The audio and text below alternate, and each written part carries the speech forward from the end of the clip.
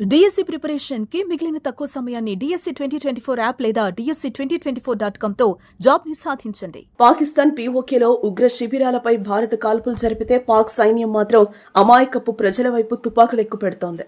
భారత్ దాడిని జీర్ణించుకోలేక ఎల్ఓసి వెంట గ్రామాలపై విచక్షణారహితంగా కాల్పులకు తెగబడుతోంది. కాల్పులతో పాటు మోటార్ షెల్స్ తో దాడి చేస్తోంది. పాక్ జరిపిన దాడుల్లో 3 భారత పౌరులు ప్రాణాలు కోల్పోయారు. మృతులను షాహీన్ నూర్ కుమారుడు మహమ్మద్ ఆదిల్, అల్తాఫ్ హుస్సేన్ కుమారుడు సలీం హుస్సేన్, షాలు సింగ్ భార్య రూబీ కౌర్ గా గుర్తించారు. మరికొంతమంది తీవ్రంగా గాయపడినట్లుగా సమాచారం.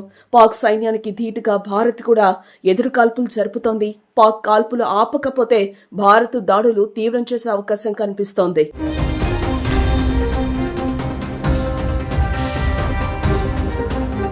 మంగళవారం అర్ధరాత్రి పాకిస్తాన్ పీఓకేలోని ఉగ్ర స్థావరాలపై భారత దళాలు మెరుపు దాడులు చేశాయి. ఈ దాడుల్లో మొత్తం 100 మంది వరకు టెర్రరిస్టులు హతమైనట్టుగా సమాచారం. అర్ధరాత్రి 1:28 దాడులు ప్రారంభించినట్టు ఆర్మీ ట్వీట్ చేసింది. 9 చోట్ల దాడులు చేసింది భారత్ సైన్యం. దాడి చేసి ఫైటర్ జెట్లు, పైలట్లు భారత్ కు సేఫ్ గా తిరిగొచ్చాయి. భారత్ మిస్సైల్ దాడులపై పాకిస్తాన్ ప్రధాని షాబాజ్ షరీఫ్ స్పందిస్తూ దీనికి బదులు చెప్తామని హెచ్చరించారు. శత్రువులు పాకిస్తాన్లోని 5 చోట్ల పిరికిపంద చర్యలకు దిగారని, ఈ చర్యలకు ధీటైన సమాధానం చెప్పే హక్కు పాకిస్తాన్కుందని, ఇందుకు ధీటైన సమాధానం ఇస్తామని పాకిస్తాన్ ప్రజలంతా పాకిస్తాన్ సైన్యానికి అండగా నిలవాలని షాబాజ్ షరీఫ్ ఎక్స్ లో పోస్టు చేశారు. శత్రువుతో ఎలా వ్యవహరించాలో పాకిస్తాన్ సైన్యానికి తెలుసు.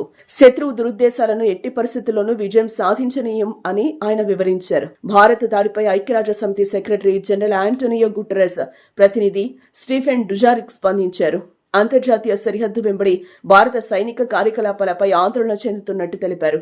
2 దేశాలు సైనిక సంయమనం పాటించాలని, భారతదేశం పాకిస్తాన్ మధ్య సైనిక ఘర్షణను ప్రపంచం భరించలేదని ఆయన పేర్కొన్నారు.